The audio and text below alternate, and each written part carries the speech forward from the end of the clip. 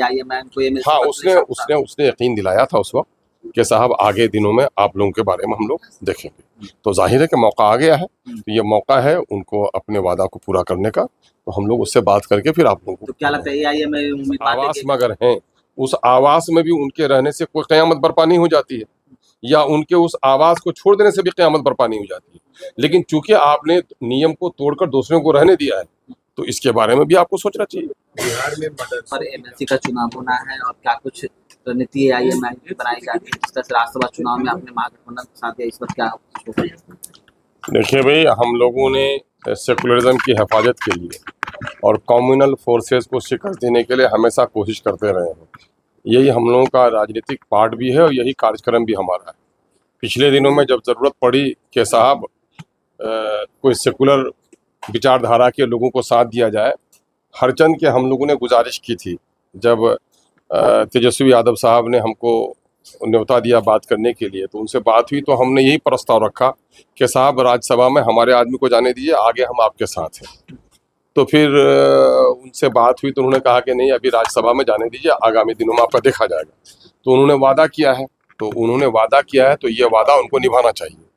हम लोग आज पटना पहुँचे हैं, हम लोग बात करेंगे उनसे कि भाई आपने जो वादा किया था वो वादा निभाइए, क्योंकि आगे दिनों में भी और इलेक्शन होने हैं, तो इन चीज़ों के भी हमसे बात करेंगे। तो क्या वादा है कि AIMIM को ये? हाँ, उसने यकीन दिलाया था उस वक्त कि साहब आगे दिनों में आप लोगों के बारे में हम लोग देखेंगे। तो जाहिर है कि मौका आ गया है, तो ये मौका है उनको अपने वादा को पूरा करने का। तो हम लोग उससे बात करके फिर आप लोगों को, तो क्या लगता है AIMIM उम्मीदवार देगी MLC के लिए? नहीं, मैं ये कह रहा हूँ कि MIM के पास, हमारे पास सदस्य संख्या इतनी नहीं है, तो हमें जाहिर है कि दूसरे के सहयोग की जरूरत है। कल तक उनको राज्यसभा के सदस्य के लिए उनके आंकड़े पूरे नहीं हो रहे थे, तो मेरा सहयोग उन्होंने लिया था। उनके कुछ लोग बिट्रे कर गए, वो अलग मसला है, लेकिन हमने बड़ी ईमानदारी के साथ उनका साथ दिया। तो आज अगर चाहते हैं वो आगामी दिनों में भी अगर इस तरह से रिश्ता बने, तो हमको मौका देना चाहिए। तेजस्वी यादव से बात करने के लिए जाइएगा सर? बात करूंगा, बात करने के लिए जाऊंगा, बात करने के बहुत सारे माध्यम हैं, देखूंगा।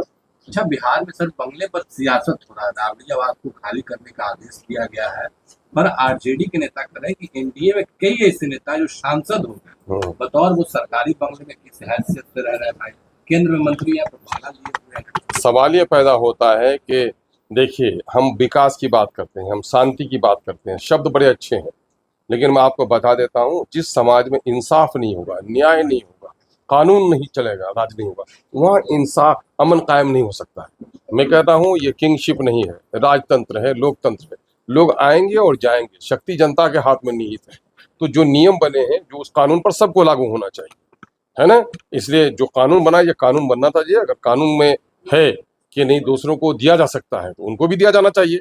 अगर कानून में ऐसा नहीं है, ऐसी नियमावली नहीं है कि नहीं साहब दूसरों के साथ कोई बेहतर सलूक नहीं किया जाएगा, पक्षपात नहीं किया जाएगा, तो उनको हटाना चाहिए। तो उनको तो आवास आवंटन किया गया है 10 राबड़ी आवास लेकर। मैं कह रहा हूँ कि ठीक है, जिस आवास में अगर हैं, उस आवास में भी उनके रहने से कोई क़यामत बर्पा नहीं हो जाती है, या उनके उस आवास को छोड़ देने से भी क़यामत बर्पा नहीं हो जाती है। लेकिन चूंकि आपने नियम को तोड़कर दूसरों को रहने दिया है, तो इसके बारे में भी आपको सोचना चाहिए।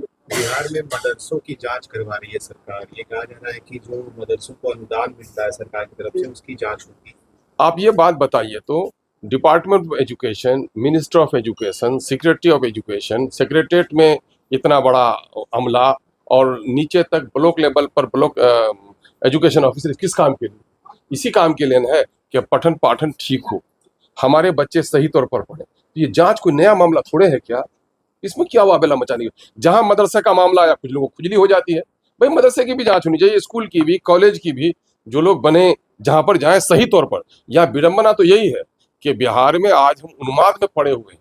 जो विकसित देश होते हैं वो जात पात धर्म भाषा के नाम पर नहीं लड़ते, वो तो दुनिया में अपने आप को आगे बढ़ाने के लिए, साइंस और टेक्नोलॉजी में आगे बढ़ने के लिए, आर्ट एंड कल्चर में आगे बढ़ने के लिए प्रयास करते हैं। आप देखेंगे अमेरिका की आबादी हमसे ज्यादा है क्या, लेकिन उसने ब्रेन ड्रेन हुआ हमारे यहाँ। दुनिया के जितने भी अच्छे लोग थे, इंटेलिजेंट बच्चे थे, जो IIT टॉपर करता है हमारे यहाँ, जो IAS में टॉपर करता है, वो भाग कर चला जाता है अमेरिका, भाग कर चला जाता है लंदन। तो अच्छे अच्छे अकल का उसने इस्तेमाल किया और अपने देश का विकास किया। और हम लोग क्या करते हैं, हम लोग इसी में, गाय में, गोबर में, मंदिर में, मस्जिद में, टीका में, टोपी में, इसी में आज इसी में झगड़ा करने की जरूरत है। दुनिया कहाँ से कहाँ पहुंच गई, हम इन्हीं छोटे छोटे मुद्दों पर लड़ रहे हैं। तो ये बकवास है, सब कोई बात नहीं है। जिनका जो काम हो करना चाहिए। एक सवाल है सर, सम्राट चौधरी कह रहे हैं बिहार में अपराधियों का खात्मा होगा 48 घंटे के अंदर जेल में। अब सवाल ये पैदा होता है, वो नए नए मुख्यमंत्री बने हैं, उनको आभास होगा, बिहार को लंबे समय से उसने देखा है, उनके बोले हुए भी शायद 48 घंटे हो गए, तो क्या ऐसा हो गया क्या? सवाल ये पैदा होता है दरअसल ये कहना कि सख्ती बरतें, इसमें सब लोग साथ देंगे। मैं कह रहा हूं कि शराब को बंद करना, डाकुओं के हाथ में हथकड़ी लगाना, बेईमानों को जेल भेजना, भ्रष्ट अफसरों को कमर में रस्सी लगाना, इसमें कौन नागरिक है, कौन शरीफ आदमी है जो इसका इनकार करेगा? ये अगर वो करा सकते हैं तो हम तो साधुवाद देंगे उनको। हरा गमछा पर भी सर बिहार में खूब विवाद हुआ। एआई को अगर कह दे कि भैया एमआईएम को ये हरा लाल से कोई लेना देना नहीं है। एमआईएम काम करती है जनता के हित में। सरकार कैसे चले, सरकार कैसे बढ़े, जनता का हित कैसे हो, आम जनों के बच्चे, गरीबों के बच्चे कैसे पढ़े, बीमारों को कैसे दवा मिले, बने गांव तक कैसे सड़क पहुंचे, बिजली कैसे पहुंचे, पलायन कैसे रुके, रोजगार कैसे मिले, नदियों का कटाव से कैसे लोगों को बचाया जाए, तमाम तरह क्षेत्र में विकास कैसे हो, ये हमारा मुद्दा है। ये सब मुद्दा सिर्फ आप लोगों का लाल मिर्ची वाला मुद्दा आप लोगों का है, सिर्फ टीआरपी बढ़ाने के लिए। अब हमारी कौम भी ऐसी बीमार हो गई है।